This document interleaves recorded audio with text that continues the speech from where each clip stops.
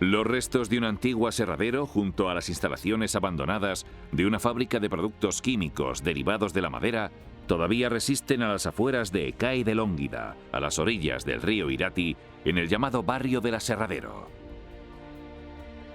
Estas ruinas son algunos de los testimonios de aquel sueño que Domingo Elizondo, un aezcoano que regresó de América con una importante fortuna, convirtió en realidad junto con otros colaboradores.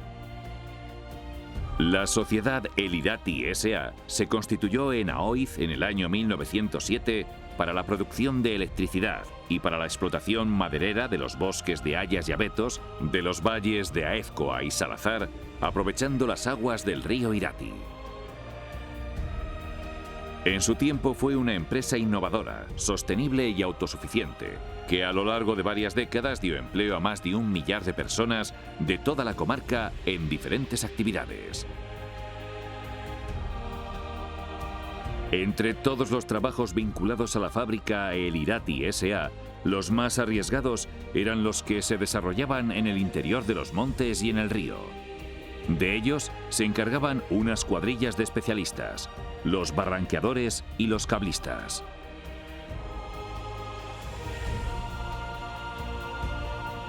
Barranqueadores y cablistas del Irati.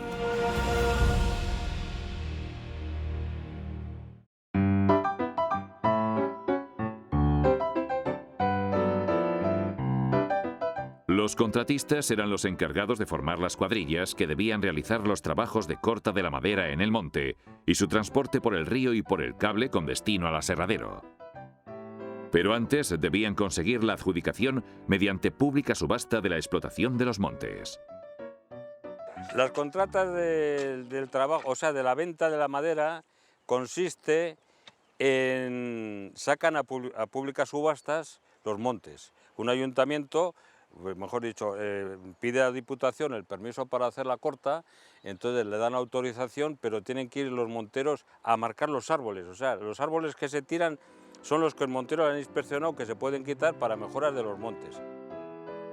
La subasta de la madera se hacía mediante pujas, en las que los licitadores podían subir el precio hasta que se apagara la llama de una cerilla o de una vela, o por el método del ramo.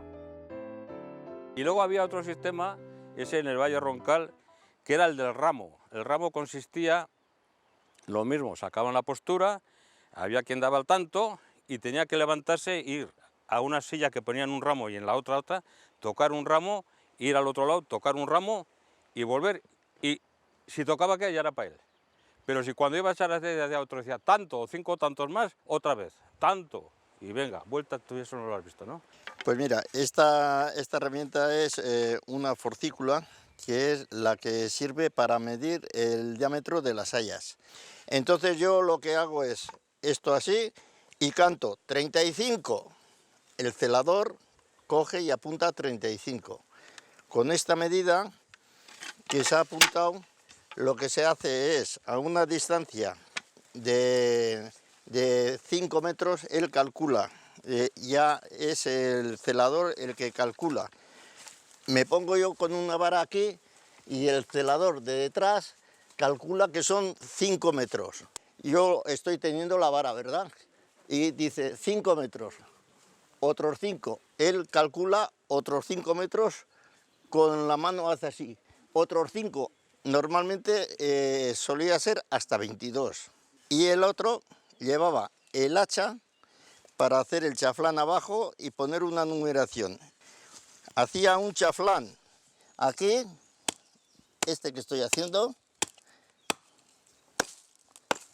y aquí ponían un número. Y aparte del número, tenía el martillo que tenía la de Diputación y que le daban así el cuño. Y después, arriba, otra vez, se le hacían un chaflán y en este chaflán se le ponía el número de haya que era. Y cuando se volcaba era cuando se medía, venía un medidor y medía otra vez el haya para saber exactamente la ubicación que tenía el haya. Un precio por metro cúbico, esa madera iba por metros cúbicos. La que bajaba en camiones a Oiz iba por toneladas, pero lo que bajaba al río se medía la madera y se marcaban por dónde había que trocear, se troceaba, en las pilas de madera se troceaba y ya quedaba luego para bajar toda por el agua. Para evitar peso, se labraba la madera en el monte, se tiraba, hacían una especie de asientos, unos asientos, un piquete con unos largueros, dos troncos, ponían el tronco ahí encima, se situaba encima del obrero y lo labraba, le sacaba las caras, 4 caras, y de ahí viene también la cosa del metro cuadrado y del metro real. El metro real es un metro normal, de circunferencia normal. Y el cuadrado también se cogía con circunferencia, pero era un cuarto más que el otro porque se perdía mucha madera. Entonces el metro cuadrado siempre era más caro que el metro real, por esa circunstancia, porque tenía el metro cuadrado, o sea, el metro real tiene 1000 y el metro cuadrado hacía falta 1200 para hacer un metro, 1250 exactamente. Para realizar el trabajo de tirar los árboles y desplazarlos después dentro del monte y por el río, se utilizaban distintos tipos de herramientas. Este es el sistema de cortar los troncos que se llama aizkolaris, que se hace a base de hacha, y esto generalmente en el monte, cuando se trabajaba toda la semana y los domingos hasta mediodía, a la tarde les quedaba tiempo todavía para hacer apuestas entre los obreros que estaban allí, y se jugaban la merienda y se hacían las apuestas y era una cosa que se dedicaban a ello. Hoy en día pues está en los profesionales, hoy ya no se emplea hacha más que para hacer apuestas y aizkolaris. Todos los montes se hacían así a hacha, era todo hacha, o sea, de cortar, tirar, batir el árbol, tirarlo a hacha y luego darle cortes a hacha también. Claro, se perdía mucha madera pues porque hacía falta, pero era el sistema, no había otra forma de hacerlo, no se podía cortar la madera más que con hachas, no había sierras, no existían. Este es un tronzador para la forma de serrar antiguamente. Vamos a ver, esto tiene una explicación y tiene un cuento también. Estos tronzadores, que ahora lo vemos aquí con este diente que se llama el diente americano, son buenos tronzadores. ¿Por qué? Porque cierran y vacían el serrín.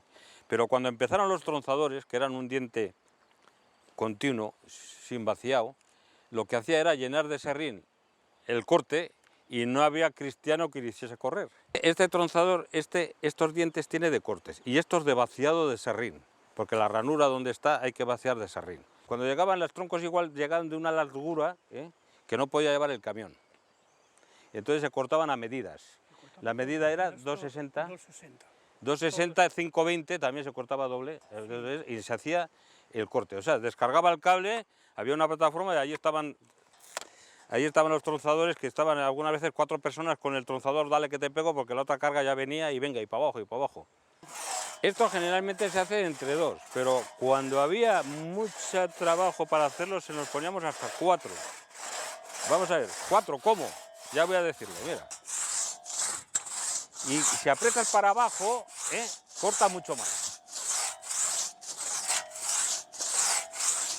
Hay que combinar, el que empuja hay que combinar, Si empujas demasiado se torce lo que está pasando ahí. Ahí, así, venga, ahí, venga. Todo el día. Y un afilador continuo porque los tronzadores hay que afilarlos para que puedan cortar, que si no, no cortan. Este es el calamarro, cuyo mango es este, y esta es la pieza de hierro, que es la que abraza el tronco, y luego con esta palanca, cuanto más larga se ponga, más fácil lo puede dar vuelta. Clavar esta punta en el tronco, o sea, meterla así, adaptarlo, y una vez que esto, coger y darle la vuelta. Tiene una ventaja porque con una palanca no se puede meter para dar vuelta, y esto, sin embargo, le engancha perfectamente para dar vueltas de cualquier manera. Y con eso pues se puede hacer mucha más fuerza que con una palanca. O sea, 4 hombres o 5, con eso un hombre basta y anda mejor, o sea, hace más labor. Ahí se da vuelta perfectamente con el calamarro, Una persona podría darle vuelta a 2000 kilos también con esto, sin palancas. Esta es la punta que se clava en la madera y luego sobre esto es donde hace la fuerza para hacer el traslado de la madera. Ahora le clava el zapino, la punta, y él con las manos hace un movimiento de giro para traslado de la madera. Ese es el movimiento que hay que hacer para que adelante, ¿ves cómo va? Con el zapino puede hacer un tronco que pese 1000 kilos, lo puede desplazar perfectamente. Y con eso, pues una persona puede mover 1000 kilos perfectamente y trasladarlos. Claro, hace falta habilidad, costumbre para hacerlo. Hay quien la tiene y otros no la tienen. Ese es el movimiento, así es. La pica tiene dos formas. Esta, la redonda, que es para clavar y tirar, y esta es para clavar a la leña y menearla. Entonces, cuando bajaba la madera del Irati por el río, los valencianos empleaban esto porque la leña flotaba en el agua y le clavaban y la sacaban. Con esto no podían hacerlo porque no se sujetaba, pero con esto ya lo sujetaban y lo sacaban fuera, ¿eh? Y esto, sin embargo, es para darle vuelta a los troncos. Vamos a darle vuelta ayudando con el zapino y las picas, y lo llevamos a donde queramos. A ver, va, ¡jona! Y claro, también consistía mucho en decir ¡oh! ¡Oh! Para unir el tiro de todos. Venga, venga, ¡oh! ¡Up!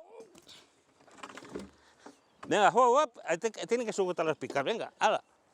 Con ayuda del calamarro y las picas al tronco. A ver, a una, ¡oh! ¡Up!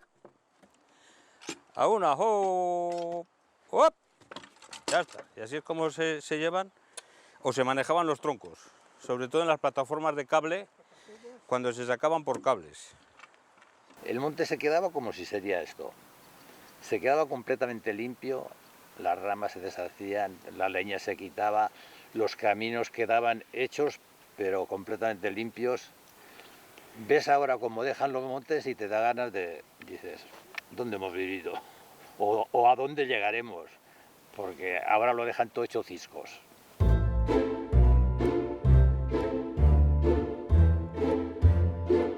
Los especialistas del monte trabajaban de sol a sol y solo descansaban los domingos.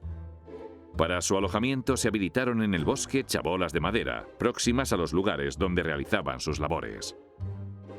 Bajábamos a Orbaiceta a dormir el sábado. El domingo subíamos hasta el Alto de Murucoa, que habrá de Orbaiceta 2 horas y media. Llegábamos allá y esperábamos a que amanecería en el Tajo, en el Alto. Para empezar a trabajar. Para empezar a trabajar. Fíjate, Artozki, 7 kilómetros, a Aribe, 8 kilómetros. Andabas a pie, subías, bajabas y nada. Hacíamos la chabola para el personal, para los animales, para todo. Se hacía una chabola, una para el personal y otra adosada o para los animales. Estamos frente a la chabola donde se guarecían en la campaña de la tala del arbolado. Hay una serie de celdas que eran lo que le llamaban ellos los camastros. Es donde cada uno ya tenía su sitio. Y luego estos 4 bancos que se ven ahí son donde estaban ellos porque se comía rancho, no había platos independientes. Estas muescas que hay aquí indican cada litro de vino que les daban por encima de lo que el patrón les permitía. Es decir, que esto era un reenganche de litros de vino, porque esto era personal. Cada obrero tenía su palo para ir marcando los litros de vino que cogía de reenganche. El vino, pues 1 litro. 1 litro daba gratis. Si querías beber más, tenías que pagar. Yo he dormido en chabola de verano, pero la chabola de verano tenía una separación en las tablas así, viendo desde dentro la nieve, la nevada afuera. Generalmente cerca del eso se hacía un fogar grande en el medio y se tenía pero así he dormido yo los inviernos enteros, así como yo los demás. El sistema de explotación forestal consistía en bueyes, parejas de bueyes, que había bueyes hasta de 1000 kilos, que se hacían una pareja y aquellos te movían 2000 kilos en el camino de sobra, pero claro, había que hacer como unas pistas, y claro, esas pistas se hacían todo a mano, a base de azada, pico, barras y dinamita, que entonces estaba la dinamita autorizada, y luego se volvió a los bueyes, a los machos, porque los machos con un pequeño tiravide, o sea, con una cosa de 1 metro, ya podía arrastrar el tronco, y el macho pasa por 1 metro también, pero los bueyes necesitaban 2,5 metros para pasar con su tronco y demás.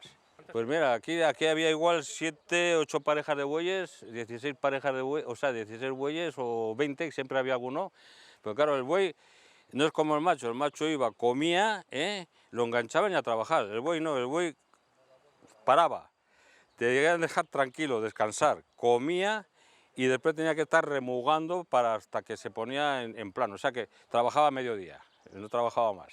En los sitios inaccesibles, que no se podía llegar con ningún animal ni nada, las personas pues hacían unos caminitos para ellos. Entonces, para transportar la mercancía, generalmente leña, porque otra cosa no se podía, los troncos no se podían manejar, pues hacían unos burros que consisten en esto. Este es el burro, y entonces aquí la persona estaba con el burro así. El burro se cargaba, palo por palo, y el peón, el obrero, ahora vamos a ver cómo lo coge y lo levanta, tiene que tener una medida adecuada para que no pegue en el suelo y cuando se levante para poder andar.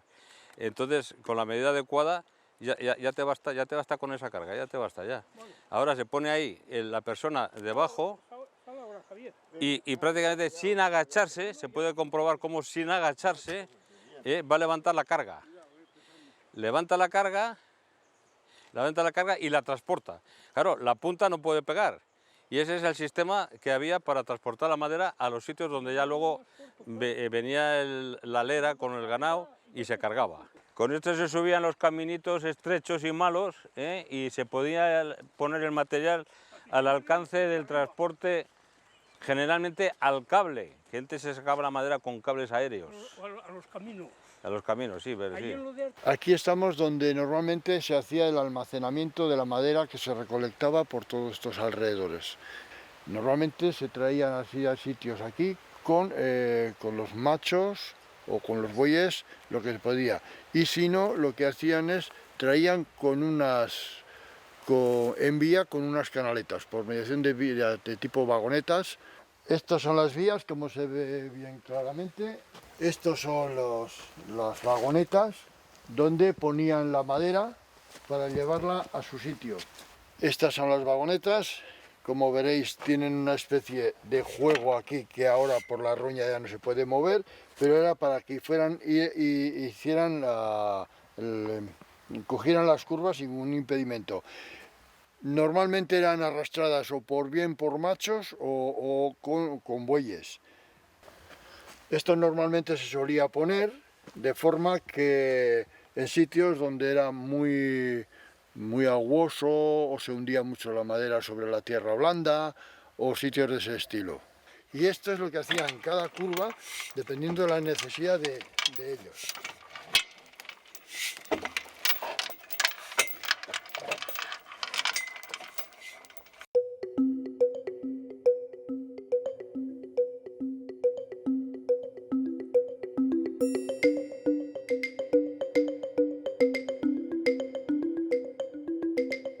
Navarra tiene el 60 o el 70% el 60% del monte que hay, del haya que hay en España, tiene Navarra, el 60 o el 70%. Entonces, ¿qué pasa? Que nosotros teníamos ya mucha mentalidad de madera. No solo los de Irati, tenían otras personas también que tenían serrería. Y mientras que pudieron comprar madera aquí y pudieron comprar de Francia, se mantenían. En esa época, cuando yo tenía 21 o 22 años, abrieron las fronteras y se empezó a traer madera de Francia. Y al traer madera de Francia yo entré en el juego. La gente, como sabía francés y sabía algo de madera, trabajé mucho con el Irati, con Juan Maisterra. Entonces me llamaban y me decían, oye, ¿nos acompañas y tal? Y ahí es donde aprendí el oficio. El verdadero oficio es donde aprendí. Se pasaba por una aduana. Aquí concretamente teníamos mucha madera de paso, era por Valcarlos. Por Valcarlos se pasaba por Arnegui. Arnegui y Valcarlos se pasaba mucha madera, casi todo venía de allí. Cantidad de camiones, allí despachaban los franceses y después los españoles y ya luego ya cogías con los papeles y te venías para España con la madera. Madera comprada en Francia pasada por la aduana, pagando unos impuestos, te la traías a España. En Francia tenía un monte allá, que la madera la llevó ella para abajo, pero la leña la vendió a este lado, y la bajamos nosotros la leña, por el río, para llevar al aserradero.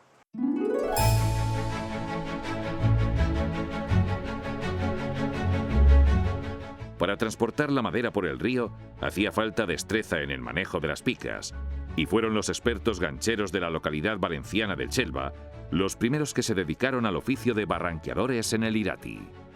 Y luego los primeros barranqueadores que fueron aquí son los valencianos, porque yo sé por la madre que se hospedaban en la fábrica y fueron los primeros. Y hasta Artozqui subían los valencianos, los chelvas que les llamaban. El que hizo el trato con Domingo Elizondo fue ese hombre que vino de Valencia, ¿eh? El que arregló con él, que él buscaría gente, traería de allí, porque en Valencia dice que en un río bajaban madera. Esto estaban muy acostumbrados los chelvas, y por eso siempre los chelvas. Pero es que son todos del mismo pueblo de Chelva. Entre los pueblos gancheros de Levante, seguramente el más destacado era Chelva, que eran gancheros que trabajaban sobre todo en el Turia, aunque luego se extendieron por todas partes porque había muchos profesionales del oficio. Hace 100 años, en un pueblo que tendría entonces 1.200, 1.300 habitantes, más de 400 eran gancheros que vivían además todos agrupados en 6 calles del pueblo, y esta era la gente que eran llamados a transportar madera por los ríos de toda España, y de ellos aprendieron en muchas otras regiones a llevar madera por el río, por ejemplo en Navarra.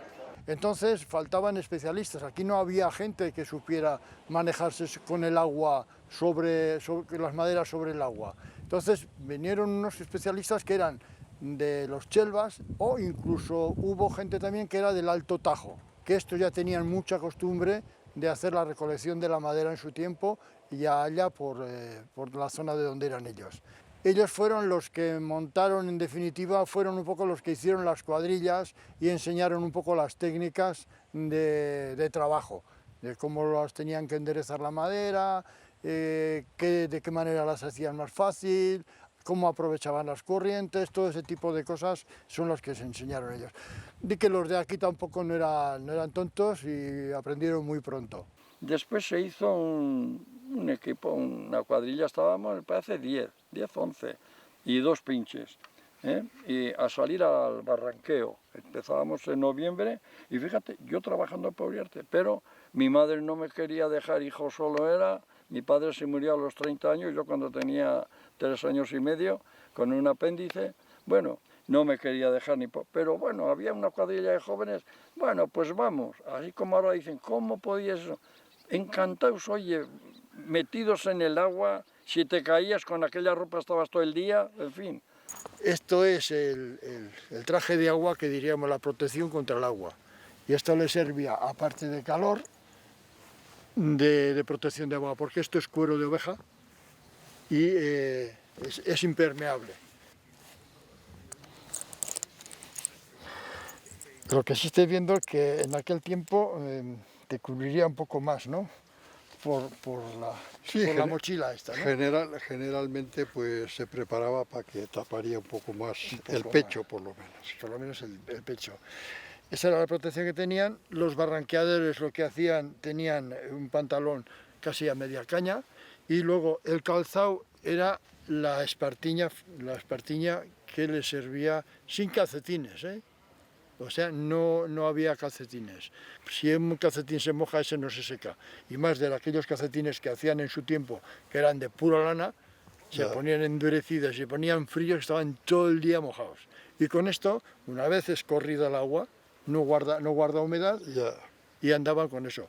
Y con esto tenían gran adherencia a la madera y a la piedra mojada, a las losas y todo eso.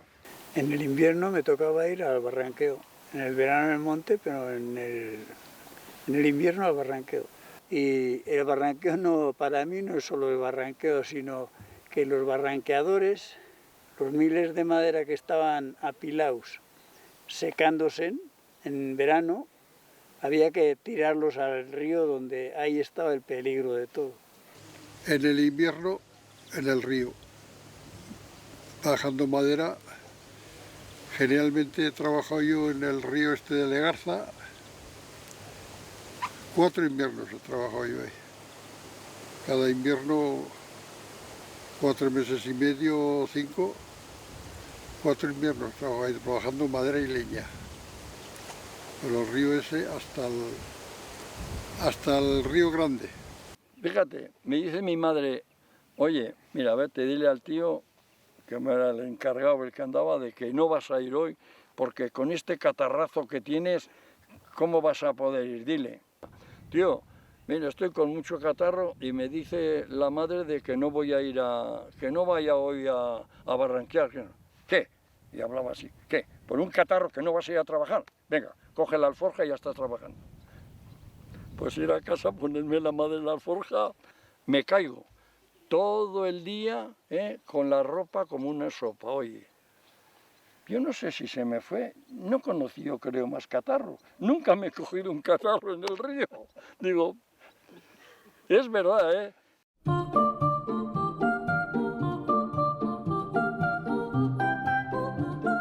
Con el fin de mejorar el transporte de la madera desde el monte hasta el río Irati, se instaló un sistema de ingeniería por el aire, mediante largas y costosas líneas de cables. Su montaje era laborioso y requería de personal cualificado. El primer monte que saqué yo con cable fue en Aralar, en un término que le llaman, una peña que le llaman Pucharri, de allí a Lizarrusti, un cable que tenía pues 3,5 kilómetros o así, y eso me montaron los cablistas de Zumbilla. Y luego los cables, pues para subir, pues a mano en algunos sitios, otras veces se subía, se ponía en 8, se cargaba sobre caballerías, igual 8 o 10 machos, y llevabas igual 1000 metros de cable, y se subía con los machos al alto y luego bajar a mano, bajar para un lado o para otro. Bueno, pues en tiempos cuando no había medios de motorizados, pues se llevaba personalmente al hombro y con caballerías a carga. Igual iban un montón de caballerías delante y la gente por detrás, con cada uno más o menos este cable unos 10 metros. Este pesa el metro 2 kilos 600 gramos, más o menos. Sí, pues se calculan los kilos que hace, unos 10 metros, más no. 10 metros para cada persona, unos 26 kilos por persona. ¡Vamos!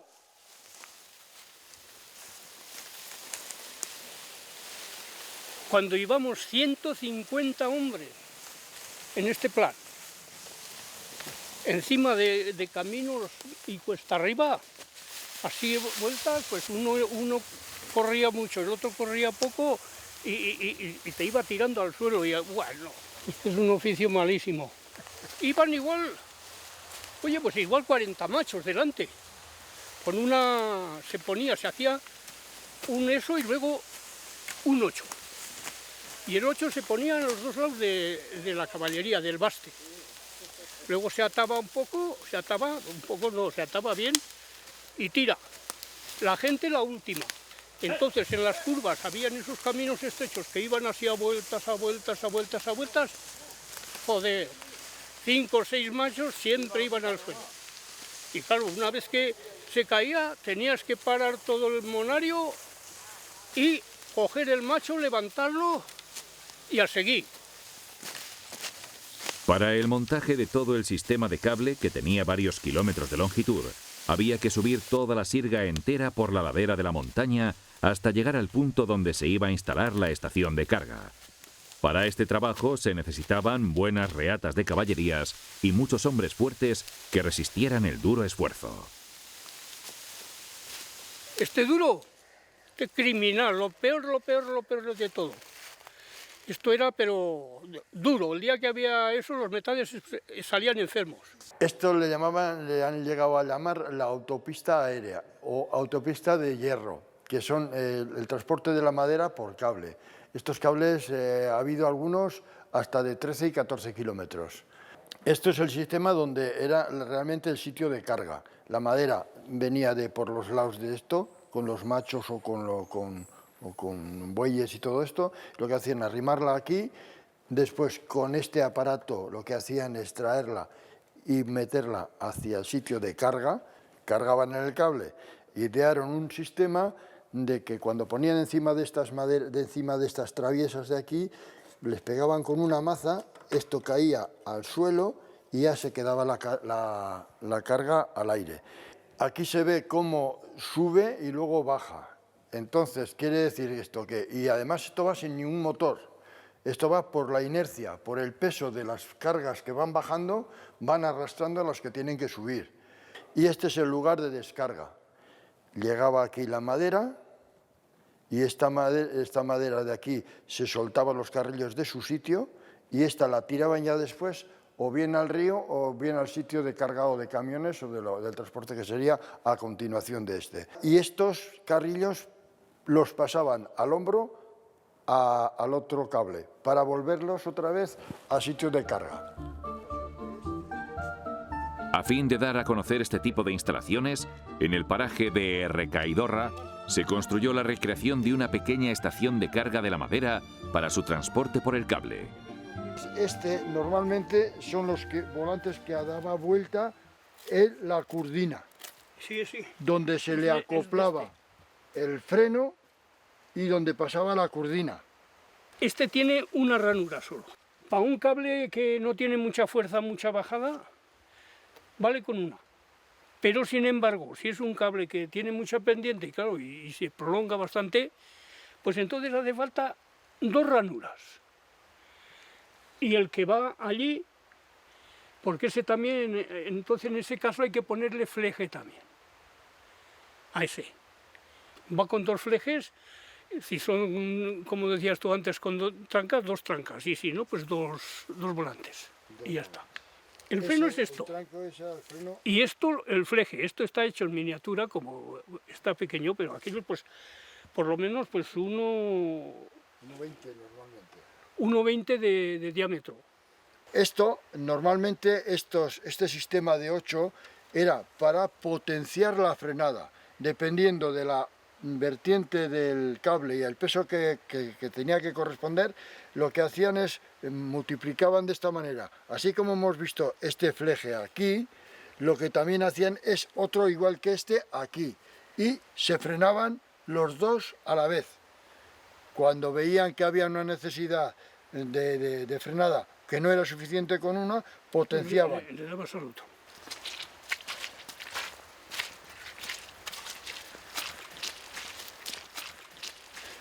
Este es el sitio donde se cargaba la madera. Y una vez cargado y atado al cable y a los carrillos, lo que hacían, le pegaban un golpe, esas maderas caían al suelo y la madera se quedaba colgada sobre el carrillo y el cable. Esta parte es la curdina. Esto es lo que hace de freno y de tracción. Este es el portante, que era el cable más grueso de todos, y este otro es el retur, que era para que regresara toda la herramienta que bajaba con la carga, carrillos, cadenas y todo lo que hiciera falta. Una vez cargado, este es el que vuelve nuevamente a ser cargado.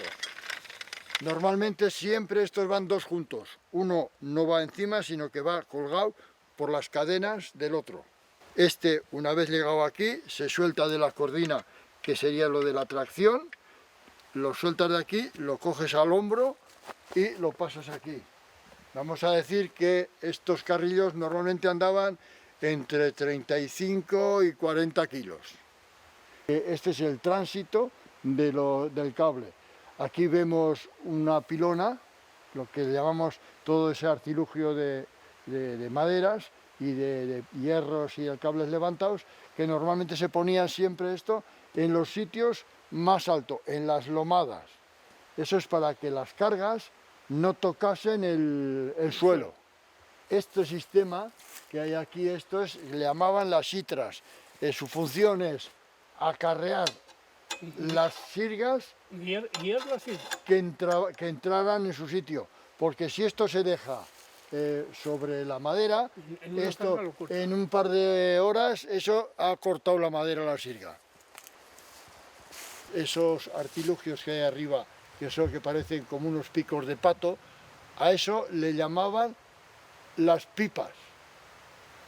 Eso lo que hacía es sujetar el cable a la altura determinada y siempre fija, por donde pasaban los cables, los carrillos, perdón.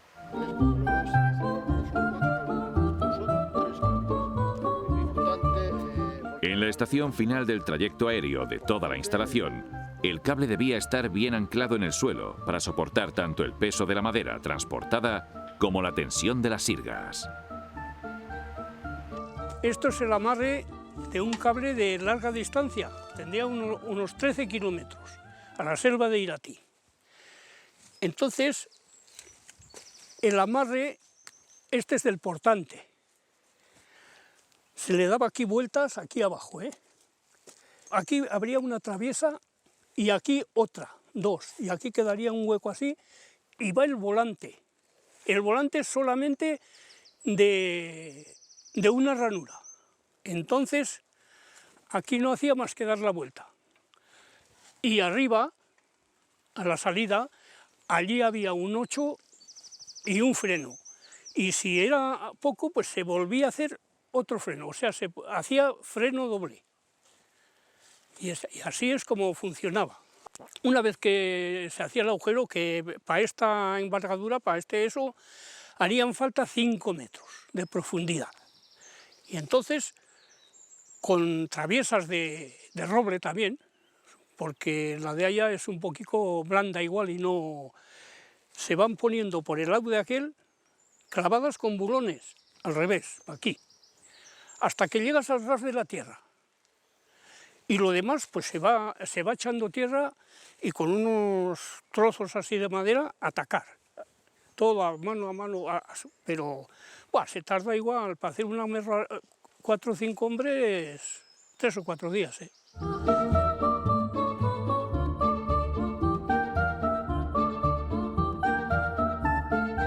Las instalaciones de las líneas de cable debían contar con las máximas garantías de seguridad para evitar los accidentes y para impedir cualquier percance que interrumpiera la actividad de transporte por el aire. En el cable, por ejemplo, teníamos los teléfonos, pero generalmente no se hablaba. Entonces, para trabajar se hacía 2 toques, era para que tirase el cable o pues soltasen los frenos o lo que sea, que ya estaba ya hecho la carga y la descarga. Uno es para parar, cuando había una avería o a lo mejor no podía o llegaba la carga y no podía entrar porque estaban otros troncos y tenían que parar o había un peligro. Entonces ese era el sistema. 2 para tirar y 1 para parar. La carga pues de 1.200 kilos así, 1.200, pero claro, a lo mejor había un tronco que pesaba 2.000 kilos, había que ponerlo entero. O sea que si era pequeño podías poner 2, 3. En el mes de junio a las 4:30 ya estaba el cable funcionando y a las 11 tenía un primo yo que estaba, el que descargaba la madera y cambiaba los carriles eso, y a las 11 de la noche a lo mejor estaban allí y les daba el purico que le llamaban, el contratista del cable, Vicente Esquisabel, un cordero si echaban 300 cargas de leña o de madera, según cuando tenían, y había que echar y llevar 300 cargas de madera, pues allí reventados todo el día. El cable estante, a nada que te descuides, como no tienes seguro, te da vuelta la manivela y aquello te parte. Bueno, pues a Manolo le partió la muñeca, se le bajó a Aribe y ya estaba. Pero hubo otro chico, un gallego, que se le escapó la manivela ahí en Isusín, precisamente, le pegó en la frente de resbalón, lo dejó sin conocimiento y no volví, y lo cogimos entre Manolo y yo, que aún no le había roto a Manolo, lo llevamos al río y no sé de qué sabríamos que al echarle agua en la cabeza volvía, y ya volvió.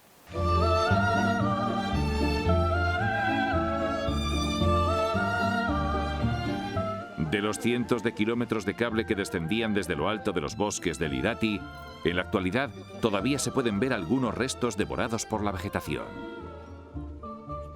Aquí vemos la fuerza de la naturaleza, cómo el tiempo que lleva el cable aquí ha nacido el haya después incluso de haber caído el cable. Esto lleva 6 hilos, más el alma.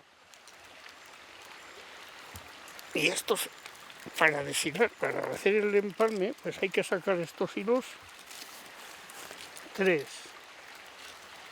en 3. Mira, ves, el alma es esta, que es de cuerda. Normalmente de cáñamo. Pues no sé, Ya está podrido ya. eso estaba podrido. El trabajo de empalmar un cable requería de una gran especialización. Con un grupo de voluntarios, Martín Landa va a recordar cómo era esta técnica cuya precisión garantizaba el buen funcionamiento del sistema de cable. Ahora va a medir la distancia del cruce del cable, para lo que le hace falta para que no se suelte. Hasta ahí es donde va a hacer el empalme. Ponerle este hilo, para saber ahora, para contar el otro. Ahora ese para allí, un poco más, venga. Vale, Bernardo. Vale. Déjalo, Bernardo, en el suelo. Mire de allá para aquí. 9 has medido, ¿no? Hay que tirar un poco más. A ver, un poco más. Están comenzando a soltar las hebras para poder empalmar con la otra punta. Tiene que hacerse uno por cada lado, porque si no uno solo es imposible hacer. Se volvería a enredar las hebras. Tiene que andar bastante con cuidado, como se ve aquí, porque los cables estos son muy acerados y en un momento dado, si no se hacen los cruces al unísono, pueden romper los dedos. Cuando lleguéis a eso, no paséis, ¿eh? Ponte un poquito más eso y sin tirar. Y acáchate un poco que vas a hacer más fácil. Son 6 hebras más el central, que es el alma que se dice. Va uno con 3 y el otro va con 4, que en este caso es de acero el alma y otros son de cuerda. Déjalo en el suelo, estira un poco y en el suelo. Para medir. Como hemos visto antes, ha puesto un hilo para saber la marca de dónde tiene que terminar para no soltar más cable. Ahora viene con las cuchillas. Esta con esta. Coger esta y esta, Bernardo, y traer la punta aquí. La punta. Están haciendo ahora el empalme. Comenzando el entrelazado para hacer el empalme. Pero cuidado, echar Cuidado con la mano punta. La punta ya la llevo yo, no te apures. De aquí. Pásale de aquí. La punta no te apures. Y quítale la tensión. Dale vuelta. Darle vuelta. Al otro lado. Pues ahora haciendo fuerza. Para, es igual, no importa. Cuidado, Aquí, en mis manos. Martín va dirigiendo el entrecruzado de los cables de acero para que no haya ningún error al colocar cada uno en el lugar que le corresponde. Ahora se ve cómo va enlazando en estos canales. El que ha dejado la otra se va colocando la del cruce. Dame una cuchilla, sí. Hay que tirar el pali ahora. No son cuchillas, vamos a hablar bien. Son espadinas. Esta herramienta es especial para ir haciendo los empalmes. A esto se le llama espadina. Ya está. Cerrar allí. Ahora vuelta esto así. Dale vuelta a la punta para aquí, esta para aquí y esta para ahí. Pero aún a esto hay que volverle a meter esto. Sí, la punta sin soltar. No te metas con esas manos, José, que te vas a quedar sin dedos.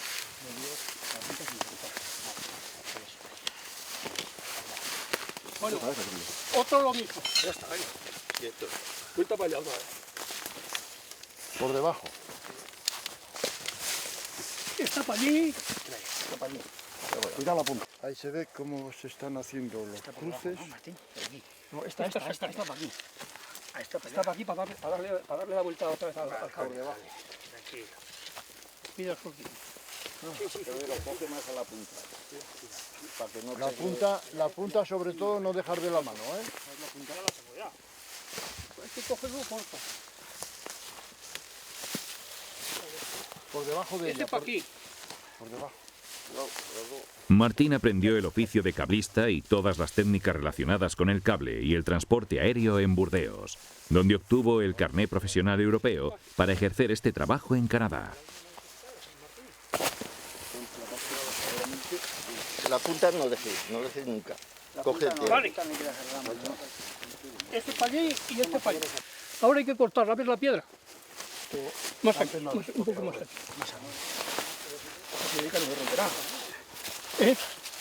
No se rompe, no. Vale. Vas a pisar aquí y volverte para allí. Ahora vamos a cortar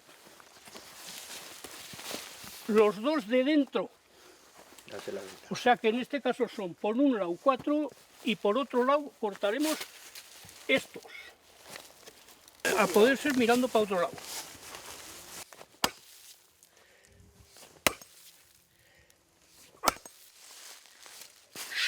Son muy duros porque es acero templado.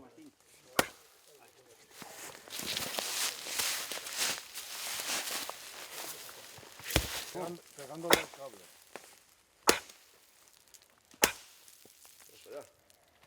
Aún te queda uno. Ahí. Vale. Ahora están cortados los que sobran. Y ahora con estas puntas, con estas 3 puntas, tenemos que hilar todo esto uno por uno. Estos habrá, hay que deshilar eso, ¿verdad? Los 3. Y estos los 3. Estos 3 de aquí son los que componen el grueso del cable. Y esta de aquí, esta de abajo, es el alma, que en este caso es de acero. Aquí vemos el espacio donde ya le falta el alma. Este espacio que vemos aquí, falta el alma. Y aquí son las 3 hebras que componen el cable, las 3 de las 6 que ha de ser compuesto el cable. Porque esto no se va a deshacer solo. Otra más. Vale. Ahí está. Vale. Vale. Esto no vale. Vale. Mira, ves cómo hay una diferencia entre ellas. Esta es el alma. Esta es recta y esta es Estas curva. esta es totalmente recta. Y cada una de estas se ha moldado ya a la configuración de la forma que van cogiendo un hueco para que entre una detrás de la otra. Nunca en la vida, ni yo ni ningún otro cablista de los que he conocido yo mayores, les he oído decir que se haya roto luego un cable del empalme. Nunca jamás. Y luego tengo que cruzar todos los cables aquí. Este, ¿verdad?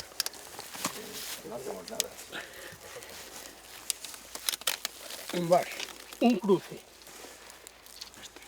Este tiene que venir aquí. Ahí. Ay, eso sí, que va con este. Y ahora, este. este. Por medio de estos dos. Eso. Bueno, esto ahora ya está preparado para deshilar. Que ahora tiene que andar mucho cuidado porque es ahora en el momento donde cada una tiene que entrar en su sitio. Estas 3 puntas han de ser metidas dentro. Está encontrando el sitio idóneo, porque si no se hace con un sitio en su debida forma, no cabrían ellas dentro. Ahora vemos cómo va quitando una y va metiendo la otra. Va ocupando su sitio. Poco a poco va ocupando el sitio del cruce. Una vez llegada esta punta allí, esta será cortada. Ahora mismo vemos cómo está sacando una de las hebras y metiendo la otra en el lugar de aquel. Hay que ir girándole, buscándole el sitio de uno. Está golpeando un poco con la espadina para que vaya buscando el lugar de donde ha salido la otra.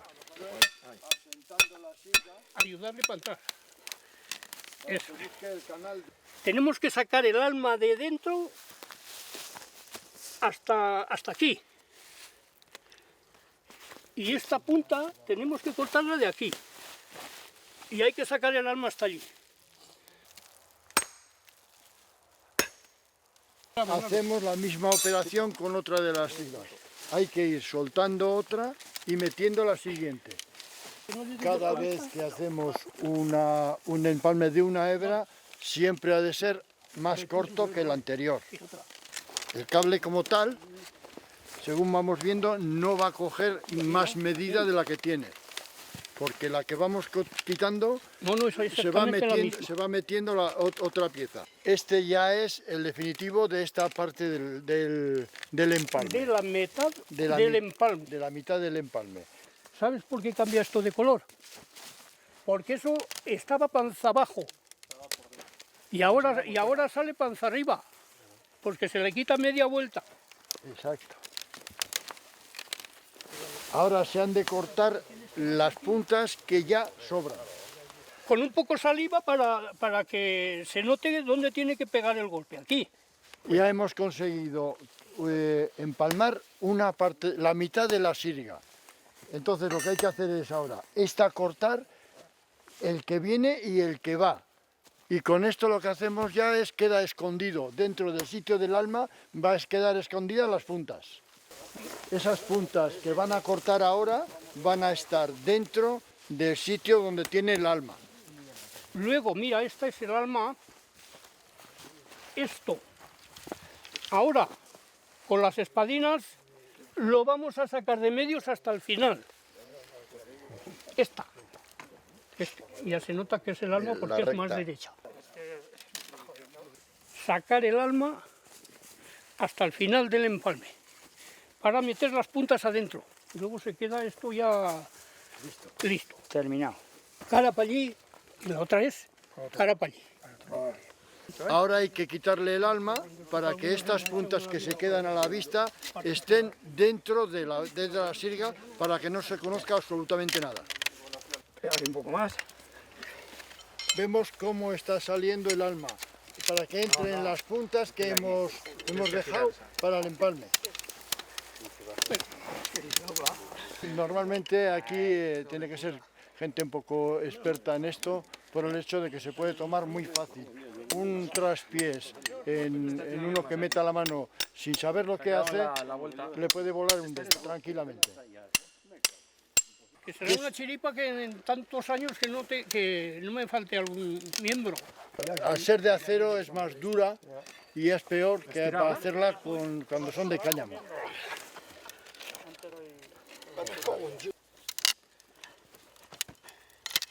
Eso teníais que abrir ahora, darle la vuelta del agujero a la llave. Sí, alcanzarla. Esto no hacemos más que avanzar la espadina, por el cable. Vale. ¿Tienes esa espadina? ¿Tú? ¿Uno? Ahí. Quieto, que metamos esta ahí. Ya estamos ahí en el empalme, ¿eh? Hay que ir un poco para allá. Que no vamos a ir. Tengo que ir un poquito más aquí para que... Nada. Que no es que luego al hacer... Esta ya se puede dejar para aquí. Cuidado la punta, a ver si te va a quitar el... Esto hay que pizarrín. la punta, cuidado. A ver si te va a quitar el pizarrín. El alma hay que sacarla entre esta y la otra. Pero ahora hace falta hacer otra cosa Es que ahí. Déjale, Martín. Aquí el nudo. El nudo Espera, dale vuelta a esto. Dale vuelta a esta. Dale vuelta a esa para que meta la... Vale. Con cuidado, Espera. de llegar a lo último. ¿Cómo la metes, Martín? Así cualquiera. Está haciendo el sitio para meterle el nudo, que sería, le llaman a la unión de los dos cabos de los distintos tramos. Vale. Ya está. El alma queda apartada, ahora esta alma se cortará. Y ahora uno de los cables del enlace con las espadinas se va a ir metiendo en el hueco que ha dejado el alma, donde se quedará al final, que no se ve exactamente dónde es. Por el caso es igual. Ahora va y ahora entra en eso. Yo le acompaño nada más. Al entrar la punta despacio, ¿eh? Ya está el sitio definitivo para el lugar de donde se saca Ahora el alma. ya puedes sacar. Ahora hay que sacar. Ahora hay que sacarlo. Mete solo una puntica de una y sacar, ¿no? Ya está, ya. Venga. Fuera. Dale. Para un momento, para. Ya está. Ya está el conjunto del cable empalmado. Este- Uno de los empalmes está aquí otra de las hebras estaría a 5 o 6 metros más adelante y la tercera estaría a unos 10 o 15 metros más adelante. 80% viene de cuerda, 80%. Pero sin embargo hay un 20% que de vez en cuando te viene de esto, del alma de acero. La rotura de un cable suponía la paralización de todo el sistema de transporte aéreo en esa línea durante 3 o 4 horas. Para su reparación, todos los hombres que estaban trabajando tanto en el cargadero como en el descargue ayudaban al cablista para reparar la unión de los extremos del cable.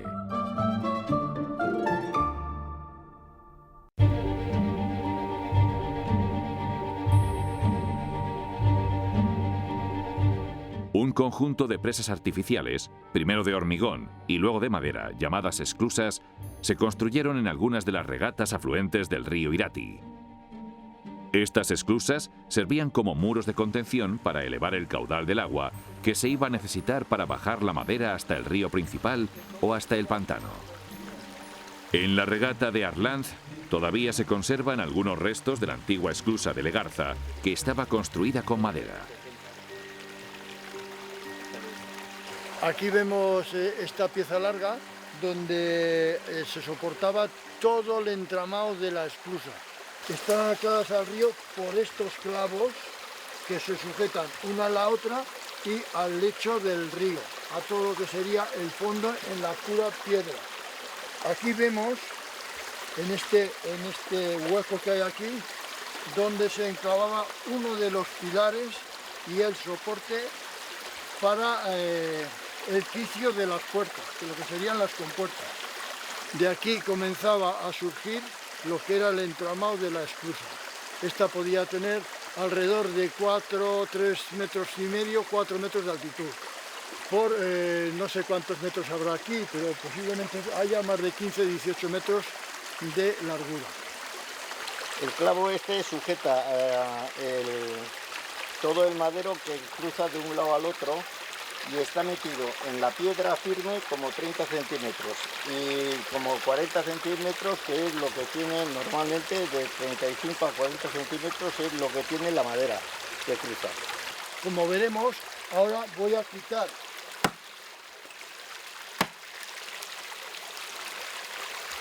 una astilla y vemos como en primer momento está negruzca porque se está protegiendo la madera, pero en su interior está tal cual la habrían puesto en su momento. Pero no obstante, mientras mantenga la humedad, esta ya conservará mientras no tenga mientras no se seque la regata. Esto es visto desde la parte donde está el agua. Esto es la parte alta de la esclusa. Tiene dos cosas, una que son las puertas de desahogo, las compuertas donde salía el agua, y una segunda, que a esta le llamaban la tajadera, que era, esto lo abrían cuando tenían que cerrar las compuertas que dijéramos. Esas puertas tenían como mínimo cerca de 4 metros de altitud, por 1,5 o 2 de ancho cada una de ellas, y en unos grosores ya considerables. De estas hay 14 en la cuenca del río Irati. Todo lo que sea la parte de Salazar y la parte de Aezcua, que es lo que conforta lo que es la selva del Irati. Estos, en cada una de estas traviesas, había varios clavos de estos para sujetar al río, al lecho del río.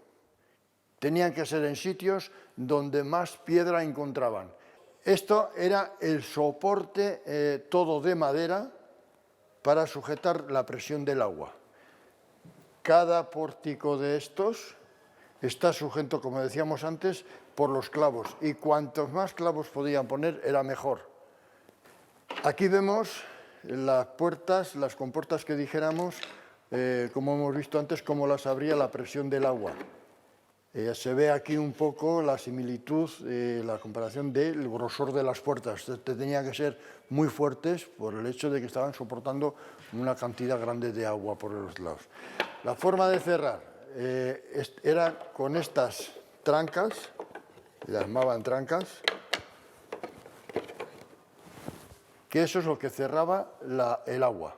Siempre que iban a utilizar para bajar la madera del río abajo, la cerraban. Mientras tanto siempre estaba abierta, nunca había agua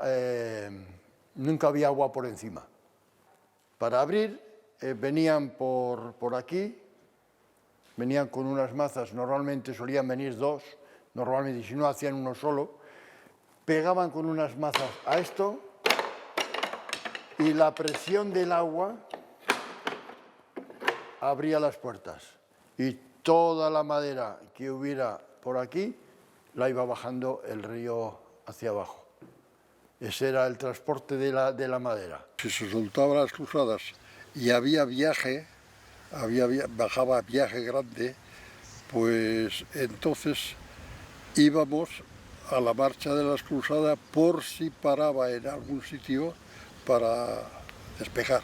A continuación, cuando no se entraba eso, después se iba enderezando la madera, o sea, metiéndola al río, para que cuando se soltase otra cruzada, bajase hasta el pantano.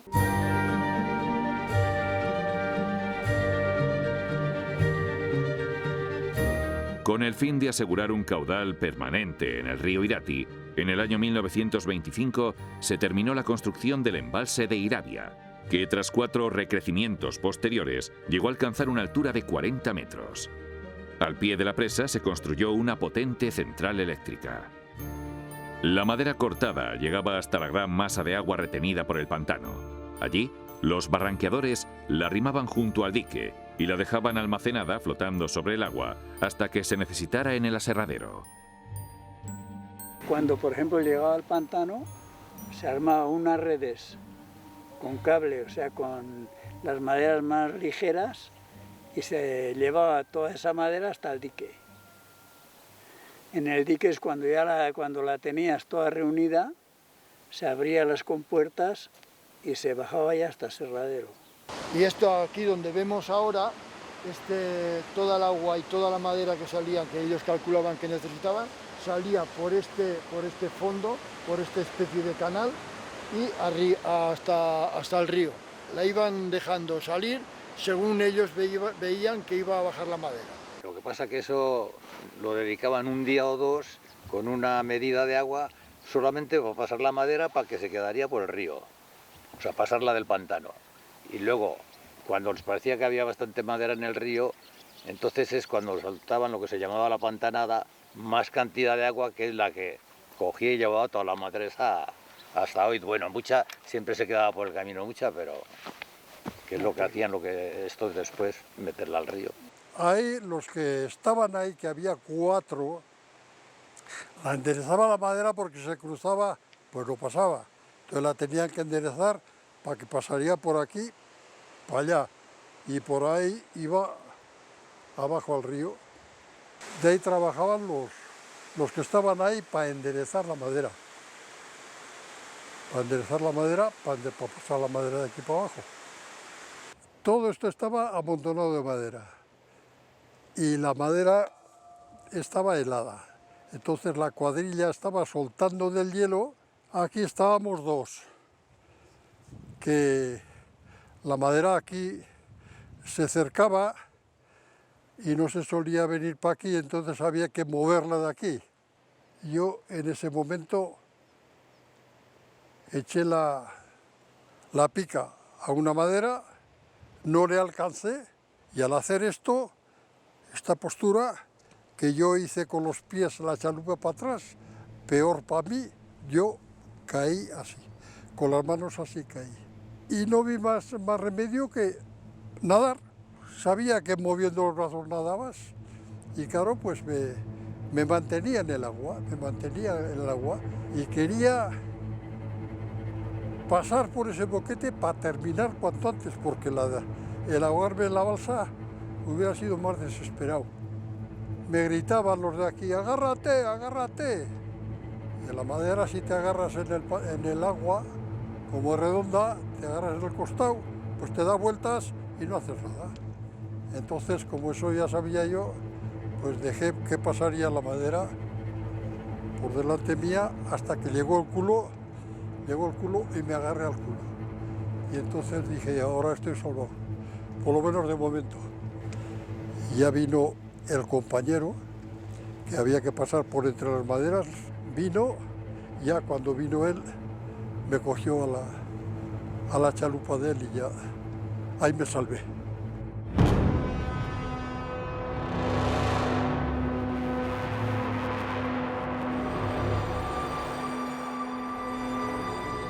Accidentes pues siempre ha habido, muchos. A mí me ocurrió un muerto en un monte que compré en Zubieta, que también saqué con cable, y ese estaba talando los árboles con el destajista, del destajista, pues le cogió un tronco, le pilló la pierna contra un árbol, le aplastó la pierna y le llevamos a la clínica de Arrondo. Tenía yo entonces un Land Rover y llegamos a la clínica de Arrondo y enseguida se murió. Estar cortando una madera y pasándole al hicho la madera y darle vuelta al tío. Y muerte está en habido. Hombre, ha habido, en el monte hay mucho peligro. Hombre, y yo estando en el monte he visto, además estando juntos los dos, despeñando madera en contrasario, pasarle a uno una madera de 1500 kilos por encima y no hacerle nada.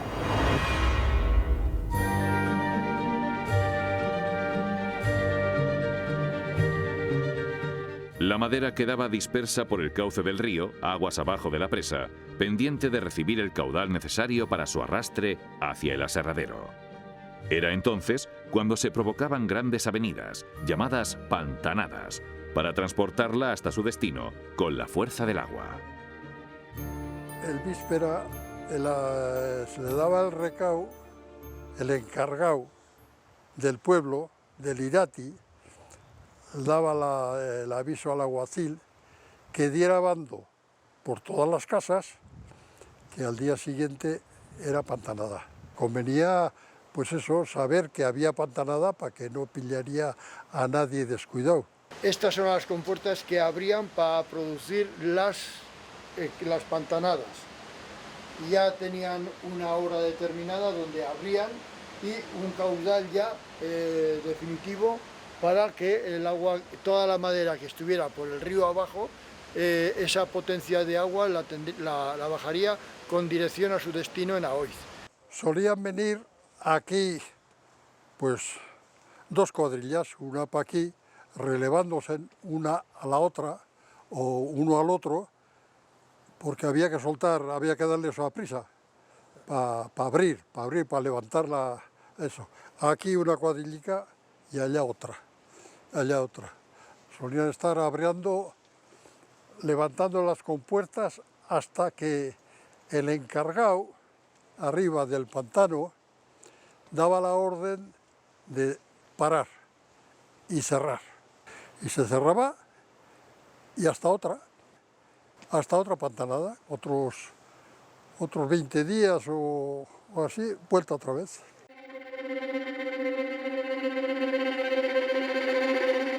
Antes de la pantanada ya está puesta la madera en el río y entonces al soltar el agua, pues en el río no hacía falta nadie, nada más que en Aribe. En Aribe había un peligro porque si no se enderezaba la madera en los púlpitos aquellos, se cruzaba y se paraba ya, que ya se paró una vez.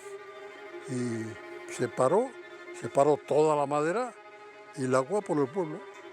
Estos púlpitos única y exclusivamente están hechos para enderezar la madera cuando bajaran del pantano. Quiere decir que la madera, como iba suelta, sobre todo los abetos, eran maderas muy largas, y si bajaban cruzadas, el problema estaba que llegaban aquí, entre los puentes no podía pasar. ¿Qué pasa? Que si se venía uno cruzado, toda la madera se quedaba parada sobre esto. A eso le llamaban carquilla. Y entonces los que estábamos en los púlpitos bajábamos allá, al río, a la pantanada. No había peligro que aquello reventaría. Entonces de allá tenías más margen para enderezar la madera.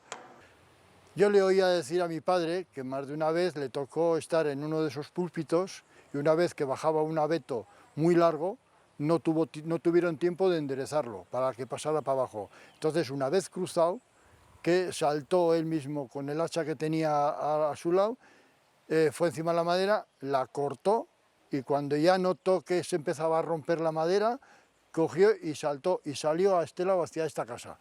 Y es donde se pudo salvar y volver otra vez por encima a bajar al sitio de trabajo otra vez.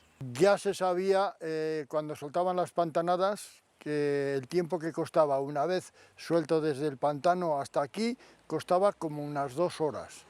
Normalmente le costaba pasar la pantanada como unas 4 horas, 3 horas y media, 4 horas, lo que les costaba el pasar todo el golpe de agua. Tiraban leña, y aquel año tiraban cantidad de leña, claro, venía el cable y ese estaba al otro lado del río, ¿verdad? Y tenían un gancho así, cogían, ¡plam! Y el cajón, que era como 1,5 metros cúbicos, 2 metros de leña, ¡pum!, caía. Bueno, pues cruzaron el río, cruzaron el río, hicieron una presa que vino hasta Etayo, cuando la primera pantanada, a ver qué pasa aquí. ¿Quién movía aquella mole de leña? Bueno, pues empezó la pantanada, y todos chavales y todos fuimos donde está la fábrica para allí. Bueno, pasado para arriba, a ver lo que pasaba. Empezó a subir el agua, y que sale ya a la carretera, pero que no rompe el volumen de la leña. Por fin rompe, echamos a correr. Mira, aquello era increíble. Venía cerca allí ya se deshizo en el Puente de Oro, pero una pila traía un ruido, pero resulta que, yo no me explico nunca, el agua parece que venía más atrás que la leña, y la leña un ruido. Dicen, ¿pero qué es esto? Aquí ahora en este puente, bueno, pues allí se deshizo toda la pila. También hizo allá un poco de embalse, pero ya rompió y se fueron. Aquel año no volvieron a hacer otro año aquello porque decían, ha roto, pues no sé, porque se hizo un pantano, empezó a salir a la carretera el agua, fíjate. Esas pilas son las que más peligro que tenían, porque además generalmente siempre el más joven tenía que ir a soltar la madera que estaba cruzada. Y entonces cuando de igual se bajaba un montón terrible allá. Bajando de la aldea para abajo, el murallón ese que hay, se meten allí donde el murallón, en la esquina de abajo, en un sitio que no tenían por qué ir, que no pudieron hacer nada, porque el agua se encañonaba contra aquí, y era una riada. Bueno, oye, pues se meten allá y se caen dos, echan las picas los otros, uno se agarra y lo sacan, el otro se agarra, pero dice que sale así para arriba, ¡bum!, echa un chorro de agua y lo llevó el río. Y allí que era en el 52, allí se deshizo ya la brigada.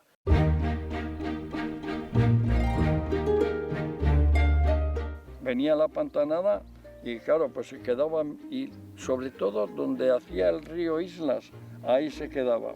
Y en esas se quedaban pilas muy grandes de madera. Nosotros en los días que quedaba de pantanada a pantanada, sería unos 15 días. ¿Qué pasa? Empezábamos aquí donde la presa de Aribe, de ahí para abajo hasta Artozki. Ya navegábamos ya eso y deshacíamos aquellas pilas. Si la pila estaba contra ahí, ¿verdad? Así como va el río, ¿verdad? Había que empezar a deshacer la pila desde atrás. Cogíamos con las picas la madera, empezaba, y tirabas a un lado, tirabas a otro, y la leña que había por las orillas, pues echarla adentro. Aquí había una brigada, y la brigada era constante todo el año. En el invierno por el río, y en el verano preparando el río. En sitios había que romper piedras, en las isletas igual que había algunas piedras que había llevado el río, piedras grandes, las rompían en eso. En otros sitios había que reforzar los terrenos, propiedades del pueblo, con muros de piedra, para reforzar aquello, para que no llevaría más tierra, claro. Los domingos normalmente los canales, el de Iñarbe y el de la central de Artozki, pues les entraba mucha piedra, leña, tal. Bueno, pues los domingos, pero sobre todo San Francisco, la Purísima, Navidad, Año Nuevo, todos los días de fiesta íbamos a limpiar los canales, ¿eh? Hasta las 4 de la tarde. Almorzábamos, pero hasta las 4 de la tarde en el canal de, me acuerdo un día de Año Nuevo, en el canal de Iñarbe, en el depósito, hace así un acceso y ahí se queda mucha hoja, ¿verdad? Bueno, pues con el agua a la cintura, con los arpos, allí no tenías otro remedio más que aguantar aquello con los arpos, moviendo la hoja y llevando. No era solo entre semana. Y en el momento que salí, como un pan de hielo, todo como aguantamos, todo. Se nos moría la carne, las piernas, no notábamos. A mi padre le cortaron las 2 piernas. Eso también hay que decir, es importante lo de mi padre. Porque mi padre también, aquí la gente se cuidaba muy mal. Con lo de los barranqueos y tal y cual, la gente se mojaba y se secaba con esto y claro, pues han tenido muy mala salud.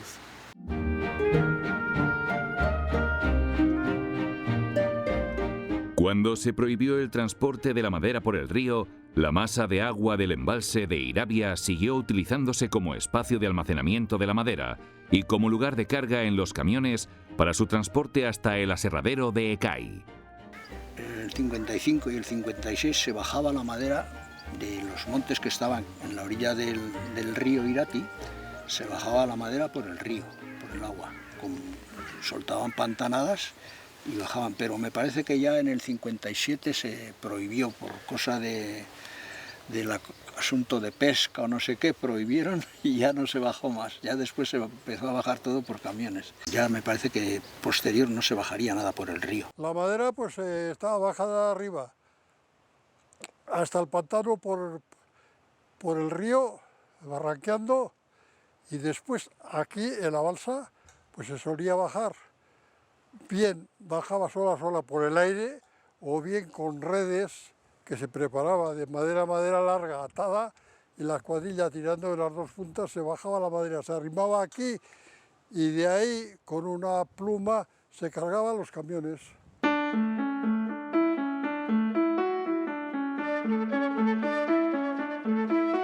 Tras las pantanadas, el destino final de la madera en su trayecto por el río Irati era el aserradero de la fábrica. Allí se almacenaban los troncos estancados en una gran laguna artificial hasta su transformación definitiva. Era muy curioso porque en aserradero lo que tenían era una especie, como si dijéramos, habrían puesto una malla, que no es malla, pero por decir de alguna forma para que entiendas, que la madera entraba a una balsa enorme que había, pero enorme, ¿eh? Y luego toda esa madera no tenía más que ir arrimándola a la serrería, iba directamente a la sierra. Y la leña exactamente igual, la leña se sacaba con las picas, o sea, tirando, para la destillería. Y de aquí lo que hacían es meter a la sierra la madera. Siempre todo lo que les hacía falta iban cogiendo de aquí. Mucha de esta madera quedaba en el fondo porque se hundía. Ya llegaba a su densidad a ser superior a la medida y se hundía. Y eso les convenía porque se conservaba la madera mucho mejor. Eso lo hacía yo en la laguna. Iba por manera a buscar el madero que hacía falta para la sierra. Iba yo a buscarlo, saltando por las maderas. Se me da hielo, igual, lo mismo. Yo me caía muchas veces el agua. Los abetos eran ya largos, de 7, 8 metros, 20 metros, eso. Venían todos juntos, pero yo tenía que ir buscándolas. Me decían, nada, Salvador, busca un abeto tal. Yo me iba saltando todas las maderas a buscar el madero. Yo iba saltando de madera en madera y buscando lo que hacía falta. Esto era de allá. Estos, si pisabas, se te hundían. Aquí habían abetos. Yo me iba de aquí a otro y otro y otro y otro, saltando por todos hasta encontrar el abeto, que me hacía falta. Me cogía el abeto, me iba apartando, hasta sacar el abeto para meterlo al aserradero.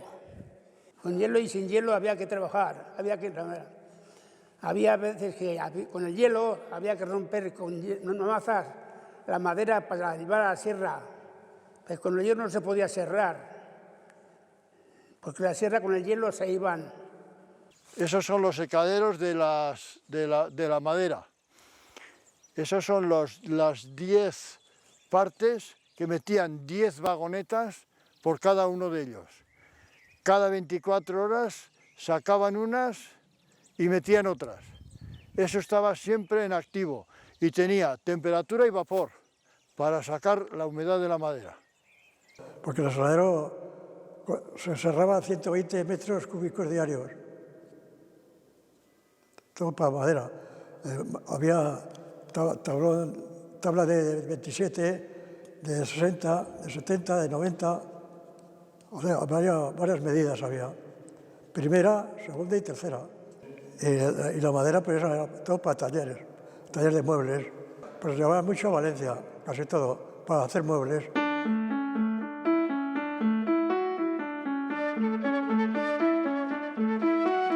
La leña y todos los residuos generados no maderables sobrantes en el aserradero, como las cortezas o el serrín, se utilizaban para la producción de carbón vegetal por un proceso de combustión en grandes retortas de hierro herméticamente cerradas.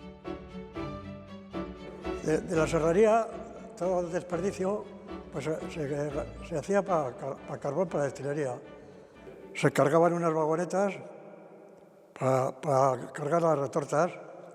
Estos eran las retortas, unas vagonetas de hierro.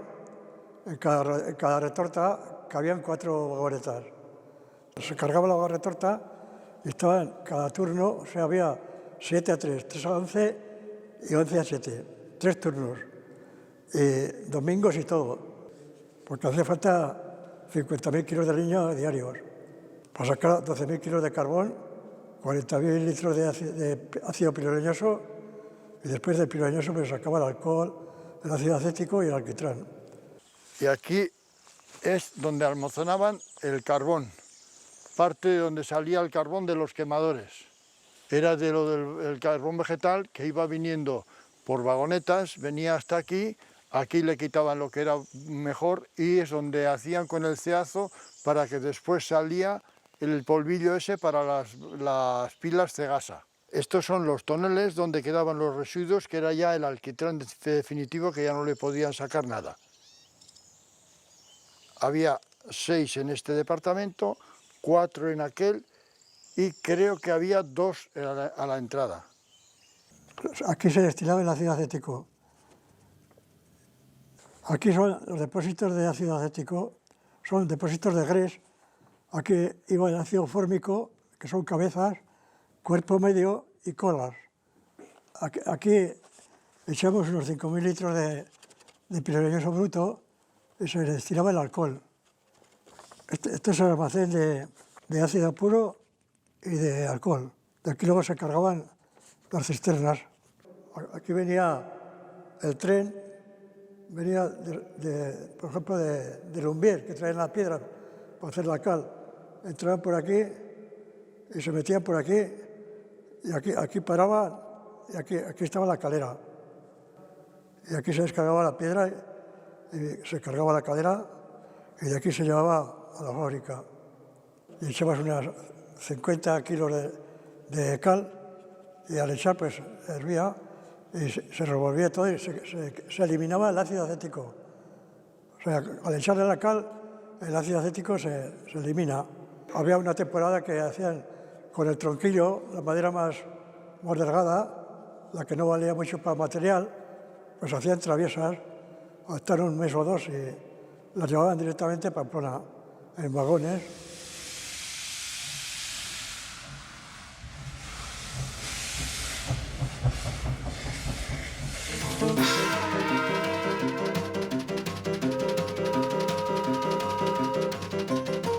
Otro de los sueños de Domingo Elizondo fue trazar una línea ferroviaria que uniese Pamplona con Sangüesa. La sociedad El Irati S.A. construyó toda la instalación del trayecto de un ferrocarril que utilizaba para su funcionamiento la energía que ella misma producía en sus centrales eléctricas. El 23 de abril de 1911, el ferrocarril El Irati hacía su primer viaje, comunicando a Oiz con Sangüesa y con la ciudad de Pamplona. Además de transportar sus propias mercancías, daba servicio como transporte público. El progresivo declive de esta línea ferroviaria vino marcado por una serie de circunstancias, agravadas por la guerra civil, a las que se sumaron la gradual implantación de los autobuses como medio de transporte público y de los camiones para las mercancías. El 31 de diciembre del año 1955, el ferrocarril El Irati hizo su último viaje.